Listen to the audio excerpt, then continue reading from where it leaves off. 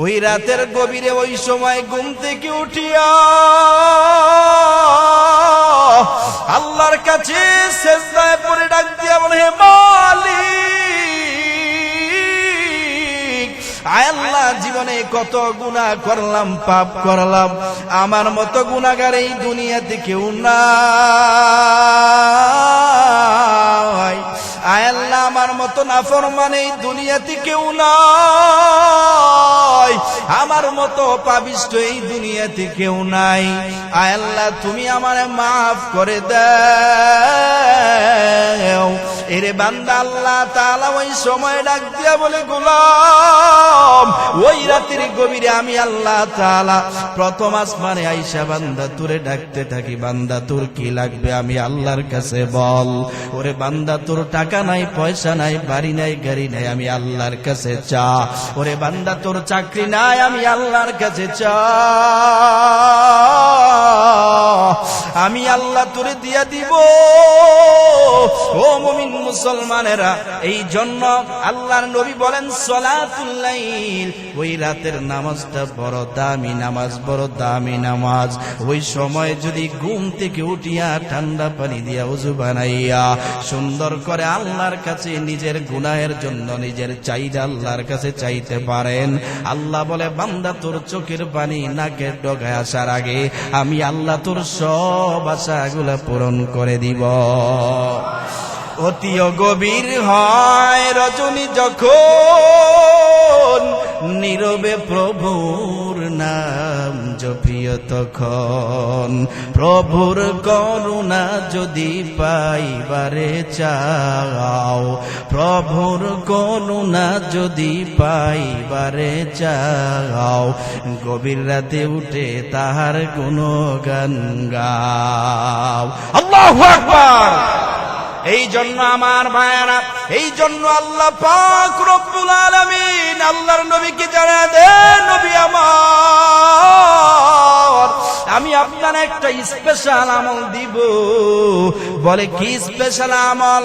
আল্লাহ তাআলা বলেন, ওয়া মিনাল লাইলি ফাতাহাজ্জাদ বিহি নাফিলাতান লাকা আসা আইয়াবাতাকা রাব্বুকা মাকামান মাহমুদা। আল্লাহ তাআলা ডাক দিয়া বলেন, নবী গো, আমি আপনার একটা স্পেশাল আমল দিয়া দিব, স্পেশাল আমল। ওই আমলটা হলো, আপনি রাত্রেবেলা ঘুম থেকে উঠিয়া যে সময় দুনিয়ার সব মালিক ঘুমায়া যায়, ওগো আল্লাহ, একমাত্র আমি মালিকের দরজা খোলা। ও নবী, আমি আমার দরজা খুইলা আমি আমার বান্দার দিকে তাকায় থাকি। ওগো নবী, আমি আপনার আমলটা দিয়া দিলাম। ওই দিন আপনি প্রতি রাত্রে ঘুম থেকে উঠিয়া তাহাজ্জুদের নামাজে দাঁড়াইয়া দাঁড়াইয়া আমি আল্লাহর গুণগান গাইবেন, আমি আল্লাহর জন্য দাঁড়াইয়া দাঁড়াইয়া নামাজ পড়বেন, আমি আল্লাহর জন্য জিকির আজকার করবেন, আমি আল্লাহ আপনার সম্মান মাকামে মাহমুদ পর্যন্ত পৌঁছায়া দিব। তার মানে এই মুহররমের আমল আমরা পাইলাম, 1 নাম্বার হলো রোজা রাখতে হবে, 2 নাম্বার হলো তাহাজ্জুদের নামাজ পড়তে হবে, ঠিক কিনা? আর জোরে বলেন, আল্লাহ বলেন, ওয়া মিনাল লাইলি ফাসজুদ লাহু ওয়াসাব্বিহু লাইলান তাওয়ীলা। আল্লাহ তাআলা বলেন, গভীর রজনীতে ঘুম থেকে উঠিয়া তোমরা তোমার মালিককে সেজদা করো, তাসবিহ পড়ো, তার পবিত্রতা ঘোষণা করো। আল্লাহ বলে, তোমাদের সম্মান আমি আল্লাহ তাআলা এমন জায়গায় পৌঁছে দিব, বান্দা যা কোনোদিন কল্পনাও করতে পারে না। সুবহানাল্লাহ। এই জন্য এই মাসে কি করতে হবে? রোজা রাখতে হবে। 1 নাম্বার আমল আমরা পাইলাম রোজা রাখা। 2 নাম্বার হলো আমাদের কাজ হচ্ছে তাহাজ্জুদ পড়া, ঠিক কিনা? আপনার টাকা নাই, পয়সা নাই, বাড়ি নাই, গাড়ি নাই, কিছুই নাই, আপনি বিপদে আছেন, মুসিবতে আছেন, ইখলাস নিয়ে একনিষ্ঠতার সাথে আপনি তাহাজ্জুদের নামাজ লাগাতার পড়তে থাকেন, দেখবেন আল্লাহ তাআলা আপনাকে এত পরিমাণ আপনার যা চাওয়া ছিল তার চেয়ে বেশি দান করবে। তো এই মাসটি অত্যন্ত দামি একটা মাস, এটাকে বলা হয় শাহরুল্লাহিল মুহাররম, অর্থাৎ মুহাররম মাস আল্লাহর মাস। কার মাস? আল্লাহর মাস। তবে এটা যে আমাদের মুসলমানদের আরবি মাস হিসেবে প্রথম মাস, বছরের প্রথম মাস, এটা অনেকেই জানে না, অনেকেই জানে না। আরবি মাস আমরা মুসলমান, অথচ এটা আমাদের বৎসর শুরু হয়েছে এই মাস দিয়ে, আমরা অনেকেই জানি না। কিন্তু এটা না জানলেও যখন পহেলা বৈশাখ শুরু হয়, বাংলা নববর্ষ যখন আসে, বছরের প্রথম দিন, ওইটা আবার খুব ভালো করে আমরা জানি এবং উদযাপন করি। ঠিক আছে নি আমার কথা? আরবি বৎসর মুহররম মাস দিয়ে শুরু হয়, বাংলা বৎসর শুরু হয় কি মাস দিয়ে? পয়লা বৈশাখ। পয়লা বৈশাখের প্রথম দিনে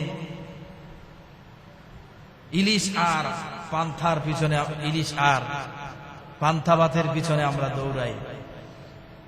ইলিশ মাছ আর পান্থা ভাত খাওয়ার পিছনে আমরা কি, অনেকে তো আবার দেখা যায় রমনার বটমূলে গিয়ে এসো হে বৈশাখ, এসো হে বৈশাখ বলে চিল্লে গলামলা পুরো ফাটায় ফেলে, আসে না নাই? কিন্তু আমার বড় আফসোস লাগে, আমরা মুসলমান, নিজেকে মুসলমান দাবি করি, আর আমাদের প্রথম বৎসর অর্থাৎ বৎসরের প্রথম দিন শুরু হয়েছে মুহররম দিয়ে, আমরা এটা অনেকেই, বড় পরিতাপের বিষয়, আফসোসের বিষয়। বাংলা নববর্ষ তো গেল, অনেক সময় দেখা যায় যখন ডিসেম্বর মাসের যখন আপনার 30 তারিখ হোক আর 31 তারিখ হোক, ধরেন 2025-এর কি বলে ডিসেম্বরের 30 তারিখ অথবা 31, যেটাই হোক, যখন পহেলা তারিখ আসে 26-এর জানুয়ারির 1 তারিখ, রাত 12টা যেতে না যেতে এলাকায় এমন অবস্থা শুরু হয়, মনে হয় যে কিয়ামত শুরু হয়ে গেছে। ইংরেজদের সংস্কৃতি আমরা এমন ভাবে অনুসরণ করি যে আমরা মুসলমান, সেটা নিজেকে বলাই বড় মুশকিল।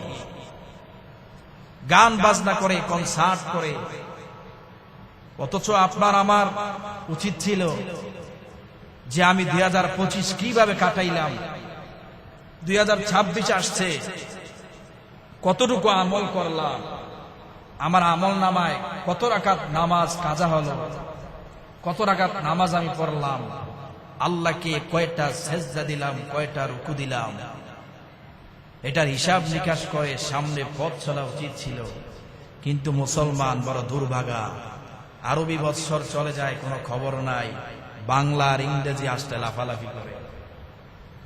এখান থেকে আমাদেরকে বেরিয়ে আসতে হবে, ইংরেজদের কালচারকে লাঠি মেরে দূরে সরাই দিতে হবে, ঠিক কিনা? মুসলমান কখনো ইংরেজদেরকে অনুসরণ করতে পারে? এজন্য আমার ভাইরা, আরেকটা বিষয় হচ্ছে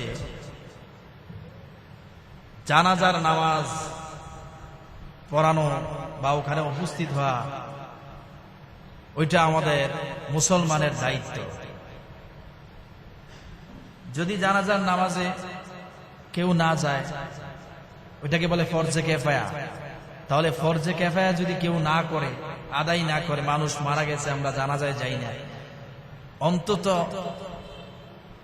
একজন বা দুইজন তিনজন হলে কি করতে হবে? ওখানে যেতে হবে। ফরজে কিফায়া যদি কেউ আদায় না করে, তাহলে সবাই কি হবে? ওই এলাকার সবাই গুনাহগার হবে। তেমনি করে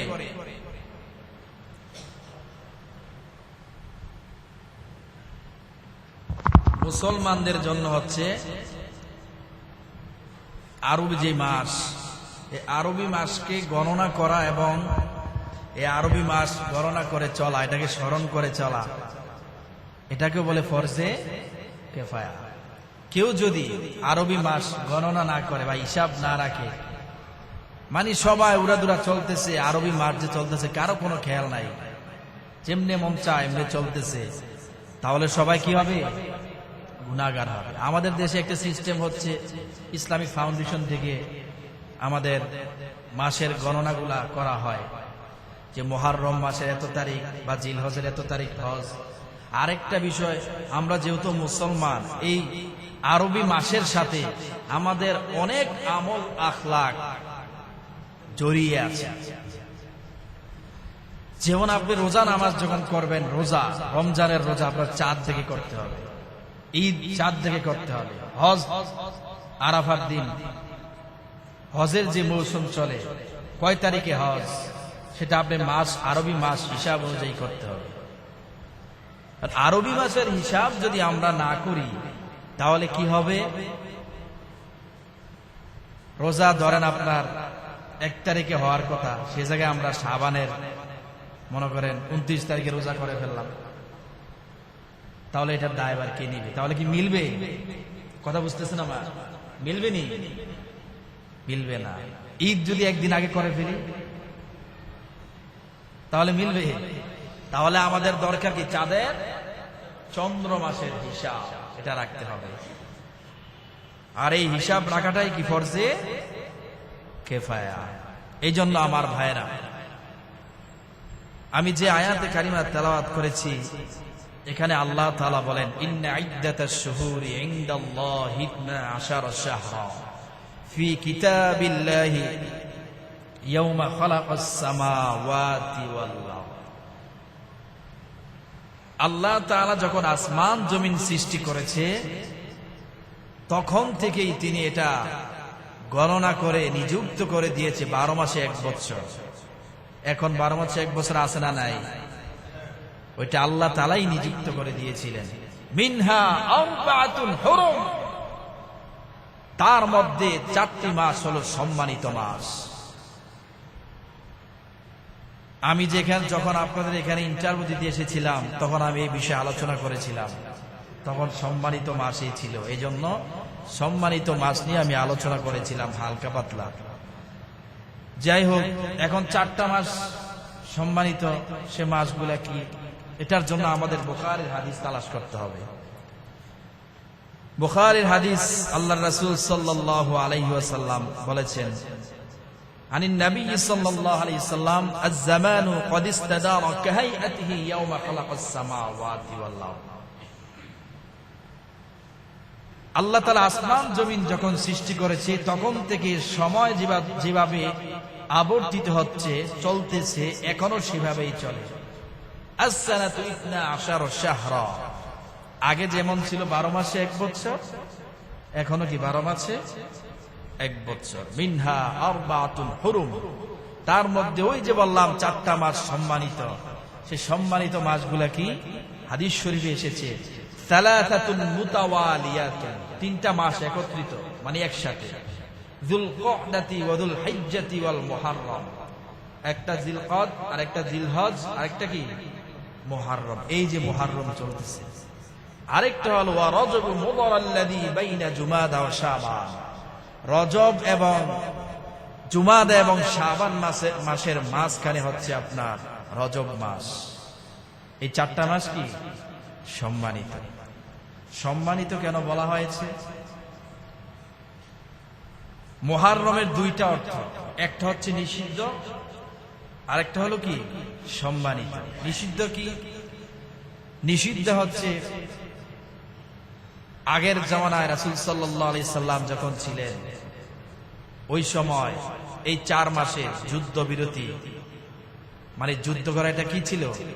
হারাম ছিল। যুদ্ধ করা যাবে, মারামারি কাটাকাটি করা যাবে, ওই সময় এটা এরকম ছিল। মারামারি লাগতে আসলে, যুদ্ধ করতে আসতে বলতো যে এটা কিন্তু সম্মানিত মাস চলতেছে, 4 মাসের যে কোনো ধরেন 1 মাস চলতেছে। কিন্তু পরবর্তীতে দেখা যায় মুসলমানরা অনুসরণ করলেও বেঈমানরা এটাকে শেষ পর্যন্ত তারা অনুসরণ করে না। মানে ওনারা মুহররম, রজব অথবা জিলকদ, জিলহজ, ওনারা কিছুই বাঁচে না। যখন মন চায় তখন কি করতে চায়? যুদ্ধ করতে চায়, মুসলমানের উপরে ঝাঁপায়া পড়তে চায়।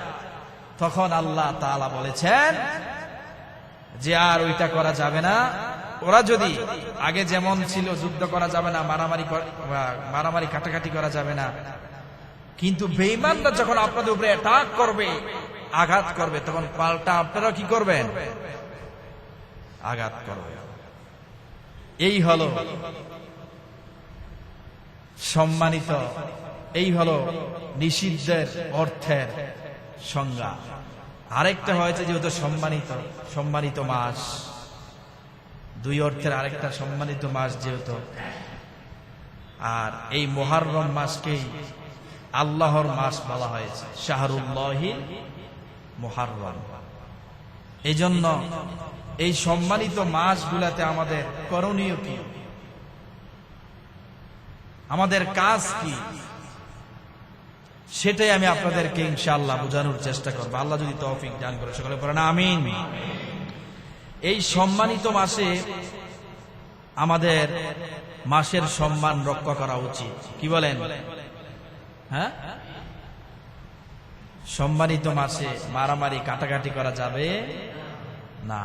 আর সম্মানিত মাসের এটাই কি শেষ মাস, মুহররম মাস।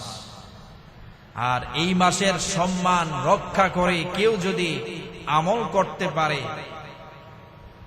বেশি বেশি ইবাদত বন্দেগী করতে পারে, আল্লাহ তাআলা বলেন যদি কেউ আমল আখলাক ইবাদত বন্দেগী বেশি করে, তার সওয়াব, তার বদলা আমি আল্লাহ এত বেশি দিব যে বান্দা কোনদিন কল্পনাও করতে পারবে। আবার যদি কেউ এই মাসে বদ আমল করে, অর্থাৎ আল্লাহর বিধানকে লঙ্ঘন করে, আল্লাহ রাব্বুল আলামিন আমল যেমন করলে সওয়াব বেশি দিবে, আবার শাস্তিটাও কি বেশি দিবে।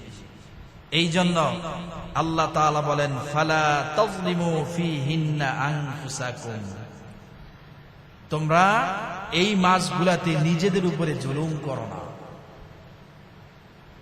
সারা জীবন শুনলাম হুজুর মানুষের উপর জুলুম করা, নিজেদের উপর আবার জুলুম করে কিভাবে? আছে না?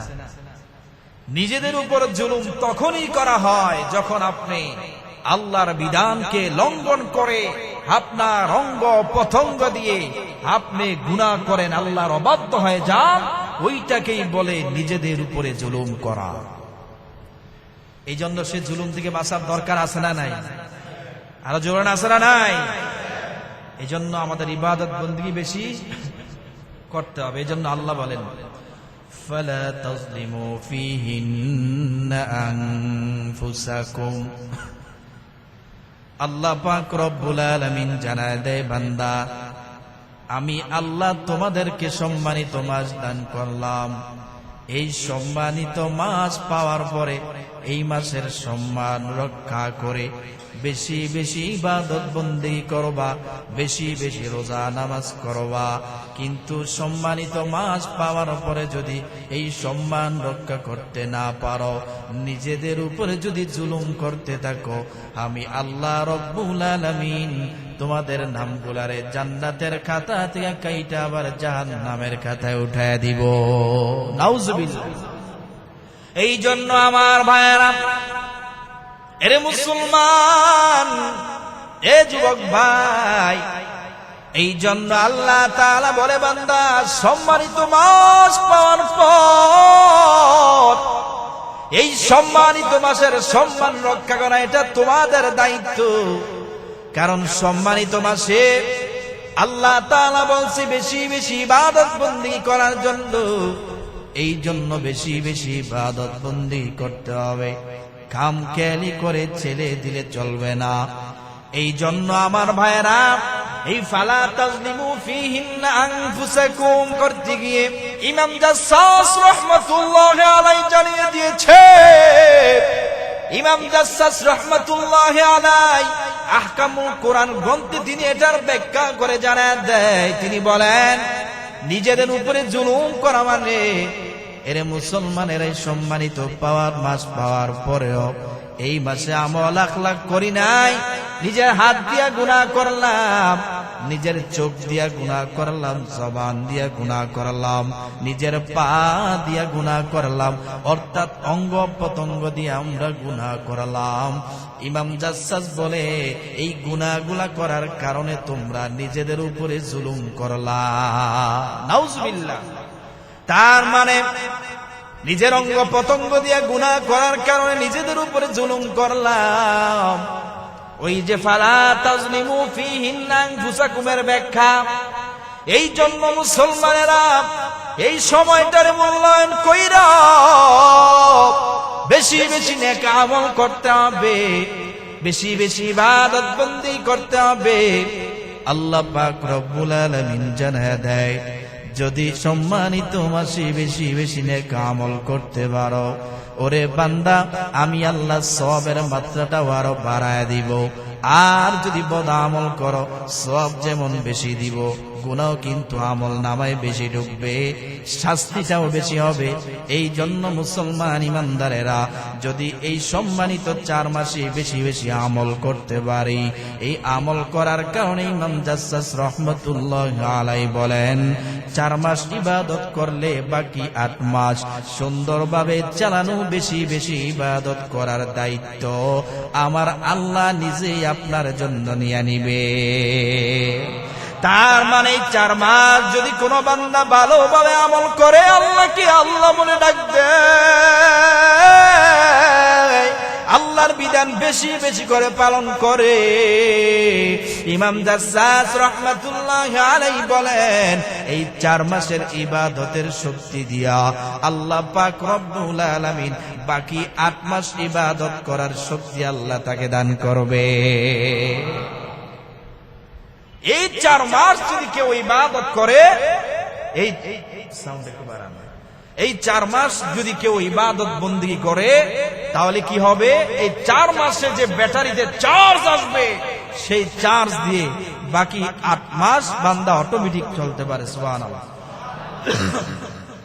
এই জন্য আমার ভাইয়েরা, এই মুহররম মাস সম্মানিত মাস, যেহেতু সম্মানিত মাস চলছে, এই মুহররম মাসের আমলগুলা কি কি কি কি কাজ আমরা করব। এই জন্য মুসলমান ইমানদারেরা, আল্লাহর রাসূল সাল্লাল্লাহু আলাইহি ওয়াসাল্লাম জানায় দেয়, এই সম্মানিত মাস মুহররম মাস, এই মাসে তোমরা বেশি বেশি করে রোজা রাখবা। কারণ রমজানের পরে সবচাইতে দামি রোজা হলো মুহররমের রোজা।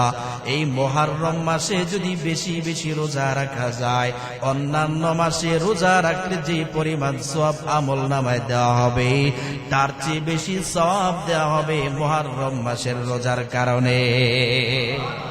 এই জন্য আমার ভাইয়েরা, আর এই মুহররম মাসের মুহররম মাসের রোজাগুলা যদি পালন করতে পারো, অন্যান্য মাসের সওয়াবের কথা আল্লাহর নবী হাদিসের মধ্যে জানায়, অন্যান্য মাসে যেই পরিমাণ সওয়াব দেওয়া হবে, তার চেয়ে বেশি সওয়াব আল্লাহ তাআলা দিবে।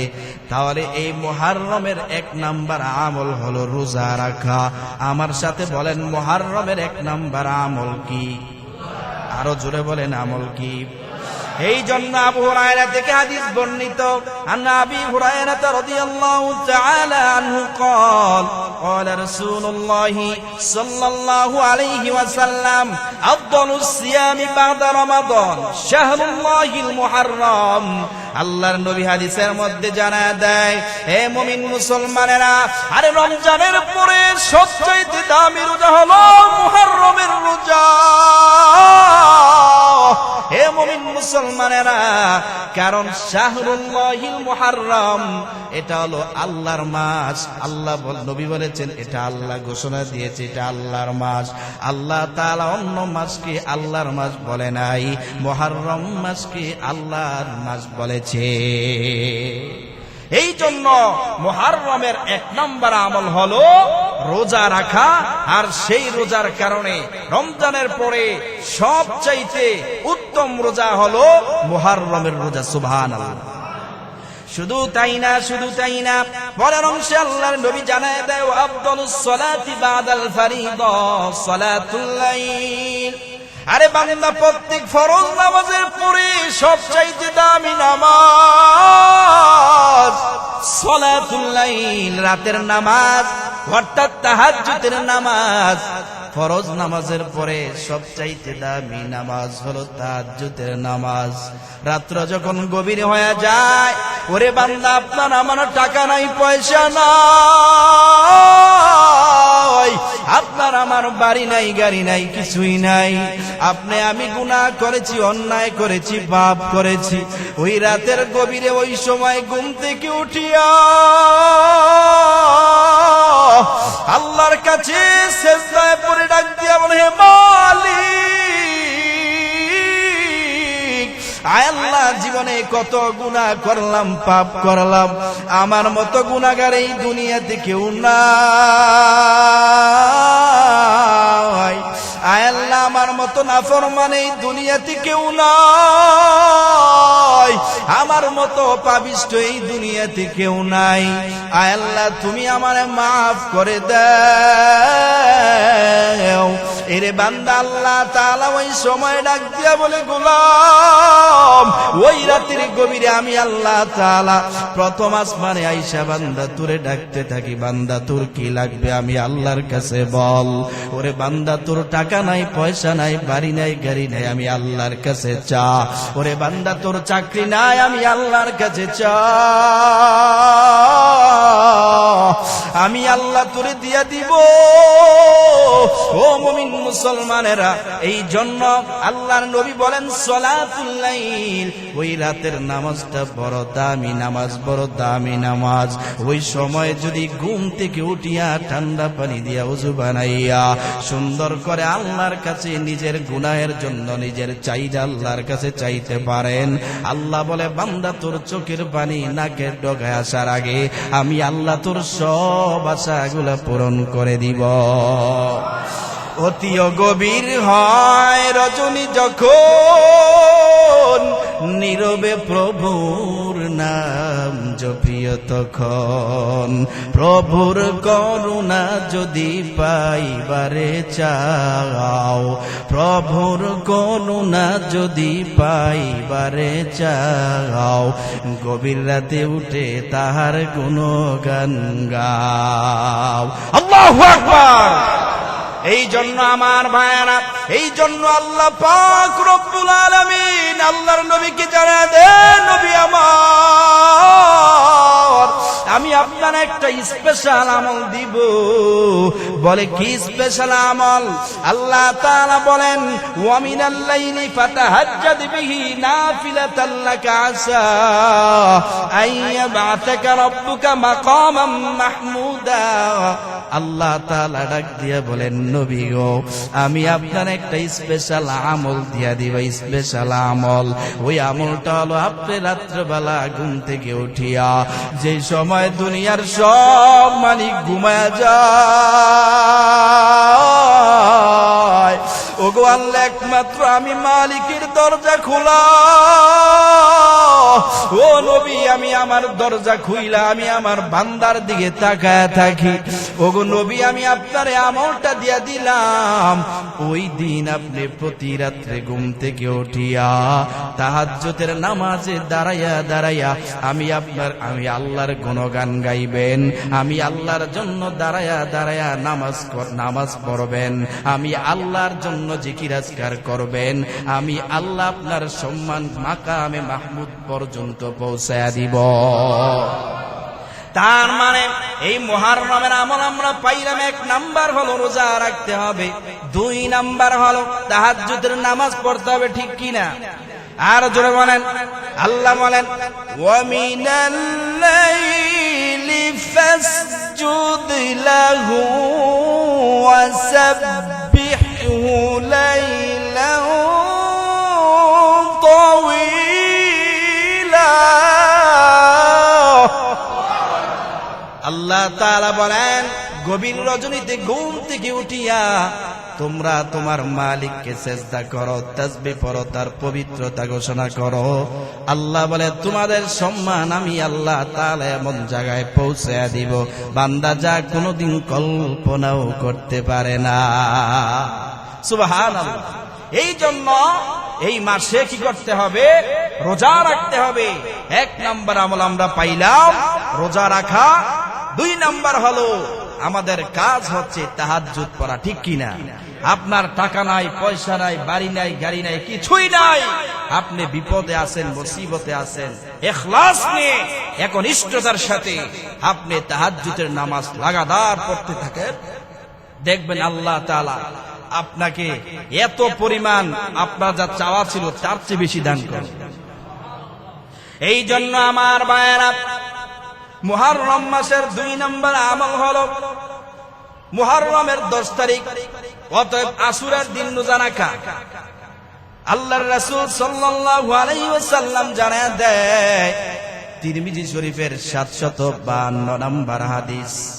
এরে মুমিন মুসলমান ইমানদার, আনাবি কতাদা থেকে হাদিস বর্ণিত, তিনি বলেন আল্লাহর রাসূল সাল্লাল্লাহু আলাইহি ওয়াসাল্লাম জানায় দেয়, সিয়ামু ইয়াউমি আশুরা ইন্নী আহতাসিবু আলাল্লাহি আন ইউকাফিরা সানাতাল্লাতী ক্বাবলা।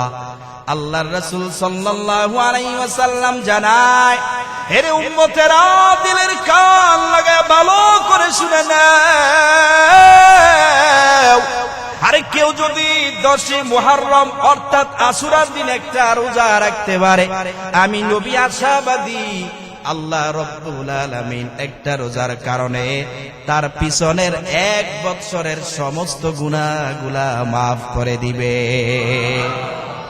এই আশুরার দিন, যেটাকে 10 মুহররম বলা হয়, কেউ যদি আশুরার দিনে রোজা রাখে, আল্লাহ তাআলা আল্লাহর নবীর মাধ্যমে জানায় দেয়, নবী আশাবাদী যে আমি আল্লাহর কাছে আশাবাদী, আল্লাহ তাআলা আমার উম্মতের 1 বৎসরের সমস্ত গুনাহ মাফ করে দিবে। সুবহানাল্লাহ। এই জন্য আমার ভাইয়েরা, তাহলে আমরা 2 নম্বরে পাইলাম আশুরার দিনের রোজা রাখা। এই আশুরার দিনের রোজা এটা কত দামি এবং কত গুরুত্ব আপনারা হাদিস শুনলে বুঝবেন। নাসাই শরীফের 2416 নম্বর হাদিস, আম্মা জান হাফসা থেকে বর্ণিত, তিনি বলেন, আরবাউন লাম ইয়াকুন ইয়াদউহুন্নান নবী সাল্লাল্লাহু আলাইহি ওয়াসাল্লাম, আল্লাহর রাসূলের সাথে আমি ছিলাম, আল্লাহর রাসূল 4টা আমল কখনো ছাড়তেন না। এই 4টা আমল যত কিছু হোক না কেন, আল্লাহর নবী কখনোই ছাড়তেন না। 1 নম্বরে তিনি বলেন সিয়াম আশুরা, অর্থাৎ 1 নম্বর আমল হলো এই যে 10 মুহররম আশুরার দিন, এই আশুরার দিনের রোজা আল্লাহর রাসূল কখনো ছাড়তেন না। অর্থাৎ এই রোজাটা কত গুরুত্বপূর্ণ একটু ভালো করে শুনেন। শুধু তাই না, 2 নাম্বার হলো ওয়াল আশর, ওই যে জিলহজের প্রথম 9 দিন, ওই 9 দিন আল্লাহর নবী রোজা রাখতেন। ওই রোজা নবী আমার কখনো ছাড়েন নাই। ওয়া সালাসাতা আইয়ামিন মিন কুল্লি শাহর, প্রত্যেক মাসে আল্লাহর নবী 3টা করে রোজা রাখতেন, যেটাকে আইয়ামে বীজ বলা হয়। প্রতি মাসের 13, 14, 15 তারিখ এই 3টা আমল। 4 নাম্বার হলো ওয়ারাকাতাইনি ক্বাবলাল গাদা, 4 নাম্বার হলো আল্লাহর নবী কখনো ফজরের সুন্নত ছাড়ে নাই। অর্থাৎ ফজরের সুন্নত এত দামি, দুনিয়ার সব কিছু যদি এক পাল্লায় দেওয়া হয়, ফজরের সুন্নত যদি আর এক পাল্লায় দেওয়া হয়, তাহলে ফজরের সুন্নত যেই পাল্লায় দেওয়া হবে ওই পাল্লাটা বড় ভারী হয়ে যাবে। তার মানে আম্মা জান হাফসা জানায় দেয়, আরে আল্লাহর নবী 4টা আমল এই দুনিয়ার জমিনে বেঁচে থাকতে কখনো ছাড়েন না। হে মুমিন মুসলমানেরা, 1 নাম্বার হলো মুহররম মাস অর্থাৎ আশুরার দিনের রোজা আল্লাহর নবী কখনো ছাড়েন না। 2 নাম্বার হলো জিলহজের প্রথম 9 দিনের রোজা, ওই 9টা রোজা আল্লাহর নবী কখনো ছাড়েন নাই। প্রতি মাসে আল্লাহর নবী আইয়ামে বীজের 3টা রোজা রাখতেন, ওটাও ছাড়েন নাই। এবং ফজরের সুন্নত আল্লাহর নবী কখনো ছাড়েন নাই। তাহলে তিরমিজি শরীফের আমরা এই হাদিস থেকেও পাইলাম যে আল্লাহর নবী আশুরার দিনকে কত পরিমাণ গুরুত্ব দিতেন। এরে মুমিন মুসলমান ইমানদার আল্লাহর গোলাম, এই জন্য আমরাও সে আশুরার রোজার গুরুত্ব দেওয়ার দরকার আছে না নাই? আর যে বলেন আছে না নাই?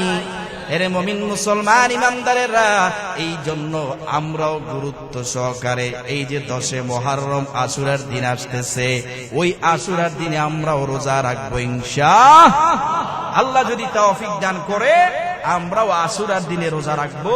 তবে কয়টা রাখবো এটা আমি আপনাদেরকে বলতেছি, সমস্যা নাই। এরপর আমার ভাইয়েরা, আমরা তো আশুরার রোজার ফজিলত সম্পর্কে শুনলাম। এবার আসেন আশুরার রোজা এটা কোথায় থেকে আসলো জানার দরকার আছে না নাই? এই যে আশুরার দিনে আমরা রোজা রাখবো, এই রোজাটা কোথায় থেকে আসলো?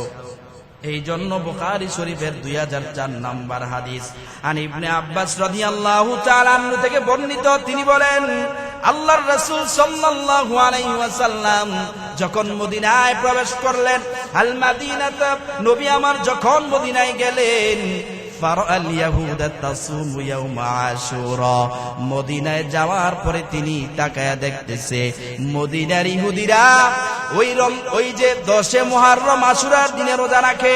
ওই সময় আমার আপনার নবী ডাক দিয়ে বলতেছেন, ফাকালা মা হাদা, এরে ইহুদিরা তোমরা কেন এই দিনে রোজা রাখো, এটার কারণটা কি একটু জানতে চাই। তারা সাথে সাথে জবাব দিয়ে দিলেন, অলু হাদা ইয়াউমুন সলিহুন, বলে এই দিনটি অত্যন্ত উত্তম একটি দিন, দামি একটি দিন। বলে কেন? আল্লাহর রাসূল বলেন এত দামি কেন হলো?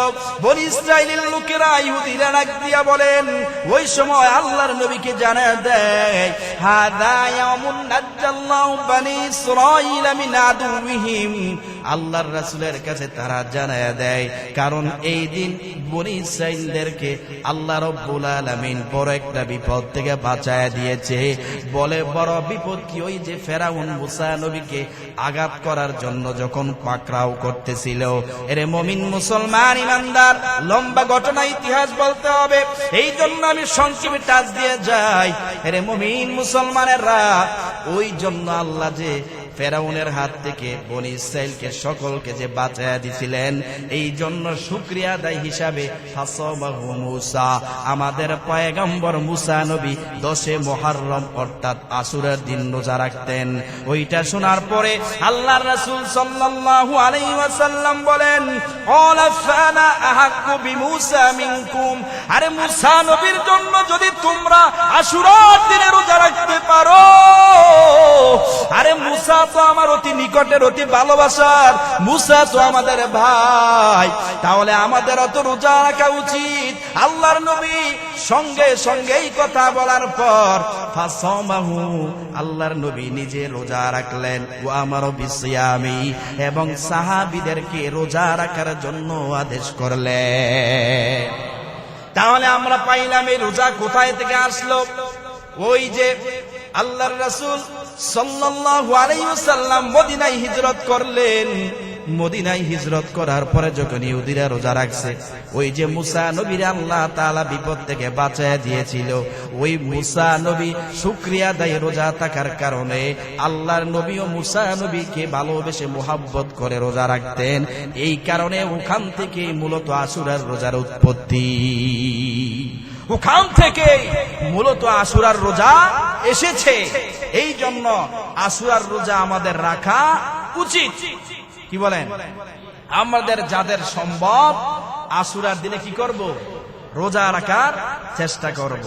এই জন্য আমার ভাইয়েরা, বুখারী 2006 নম্বর হাদিস, আল্লাহর রাসূল সাল্লাল্লাহু আলাইহি ওয়াসাল্লাম এই আশুরার দিনের রোজাটারে কি পরিমাণ গুরুত্ব দিতেন, আল্লাহর রাসূল এই রোজাটারে কতটা প্রাধান্য দিতেন শুনে নেন।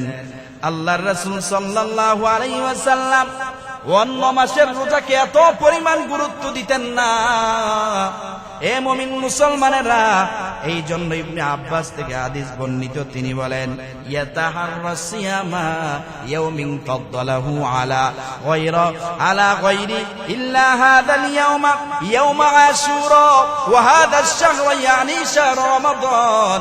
ইবনে আব্বাস রাদিয়াল্লাহু তাআলা আনহু তিনি জানায় দেয়, আল্লাহর রাসূল সাল্লাল্লাহু আলাইহি ওয়াসাল্লামকে আশুরার রোজা অর্থাৎ মুহররম মাসের আশুরার রোজাকে যে পরিমাণ গুরুত্ব দিতে দেখলাম, অন্য কোন মাসের রোজাকে এত পরিমাণ গুরুত্ব দিতে দেখি নাই।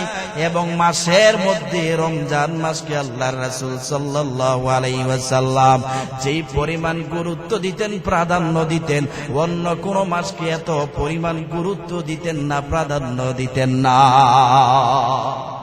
এখান থেকে আমরা পাইলাম আল্লাহর রাসূল সাল্লাল্লাহু আলাইহি ওয়াসাল্লাম যে রমজানের রোজার পরে আল্লাহর রাসূল আশুরার রোজা অর্থাৎ মুহররম মাসের রোজাকে যেই পরিমাণ গুরুত্ব দিতেন, প্রাধান্য দিতেন, অন্য কোন রোজাকে এত পরিমাণ গুরুত্ব দিতেন না, প্রাধান্য দিতেন।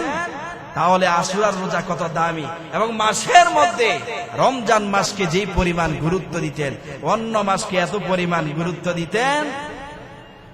এই জন্য আমার ভাইয়েরা, আমরা আশুরার রোজার গুরুত্ব আমরা জানলাম। আশুরার রোজা কোথায় থেকে আসলো তাও আমরা জানলাম। এই মুহররম মাসে আমাদের কয়টা কাজ করতে হবে এটা বলে আমি আমার বয়ান শেষ করতে চাই, যেহেতু সময় চলে যাচ্ছে। এই জন্য মুসলমান ইমানদার আল্লাহর গোলাম, তিরমিজি শরীফের 741 নম্বর হাদিস, আন্না রাজুলান সালান নবিয়্যা, এক ব্যক্তি আল্লাহর নবীর নিকট আসলেন। আল্লাহর নবীর সামনে আয়েশা ওই ব্যক্তি আল্লাহর নবীকে প্রশ্ন করলেন, আইয়ু শাহরিন তা'মুরুনি আন আসুমা বাদা শাহরি রমাদান। ওই ব্যক্তি আল্লাহর নবীকে জানায়, ওগো নবী আমার, রমজানের পরে আমি সবচাইতে বেশি রোজা কোন মাসে রাখবো? আল্লাহর রাসূল সাল্লাল্লাহু আলাইহি ওয়াসাল্লাম জানায় দেয়, বলে রমজানের পরে তুমি যদি সবচাইতে বেশি রোজা রাখতে চাও তাহলে তুমি মুহররম মাসে সবচাইতে বেশি রোজা রাখবা। কারণ শাহরুল্লাহিল মুহররম, এটা আল্লাহর মাস। আল্লাহর মাসে বেশি বেশি রোজা রাখবা, আল্লাহ তোমার সম্মান মর্তবা অনেক বাড়ায় দিবে। 2 নাম্বার হলো আল্লাহর রাসূল সাল্লাল্লাহু আলাইহি ওয়াসাল্লাম তাকে জানায় দেয়, ফাইন্নাহু শাহরুল্লাহ ফীহি ইয়াউমিন তাবাল্লাহু ফীহি আলা কওমিন ওয়া তুবা ফীহি আলা কওমিন আখরিন। আল্লাহর নবী 2 নম্বরে জানায়, ওরে বান্দা, ওরে সাহাবী, দুনিয়ার জমিনে তুমি যতদিন থাকবা, আরে ততদিন পর্যন্ত এই মুহররম মাসে বেশি বেশি তওবা করবা। কারণ এই মুহররম মাসে আল্লাহ রাব্বুল আলামিন এক গোত্রের তওবা, এক কওমের তওবা কবুল করেছে। কিয়ামত পর্যন্ত যারা এই মুহররম মাস পাইয়া আল্লাহর কাছে তওবা করবে, নিজের গুনাহের জন্য মাপ চাইবে, আল্লাহ রাব্বুল আলামিন তাদের তওবা সাথে সাথে কবুল করে নিবে। তাহলে আমাদের মুহররম মাসের 1 নম্বর আমল হলো রোজা রাখা, 2 নম্বর আমল হলো তওবা করা। নিজের গুনাহ হয়েছে, অন্যায় হয়েছে, আল্লাহর কাছে বলো, হে মালিক, আয় আল্লাহ, আমার মতো গুনাহগার এই দুনিয়াতে আর কেউ নাই, আমার মতো পাপিষ্ঠ এই দুনিয়াতে আর কেউ নাই, আমার মতো নাফরমান এই দুনিয়াতে আর কেউ নাই।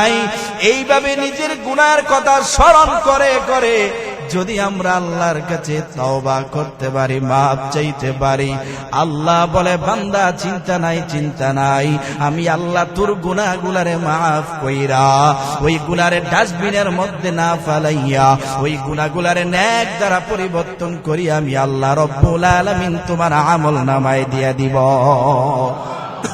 আল্লাহ আল্লাহ কে মুবারক নাম হায়, আল্লাহ আল্লাহ আশিকো কা কাম হায়া ইলাহি, মুঝসে মুঝকো দূর কর, তাকে দেখো মুঝমে তুঝকো এক নজর। আল্লাহ তাআলা আমাদের সকলকে এই মুহররম মাসের সম্মান রক্ষা করার তৌফিক দান করুন, সকলে বলেন আমিন।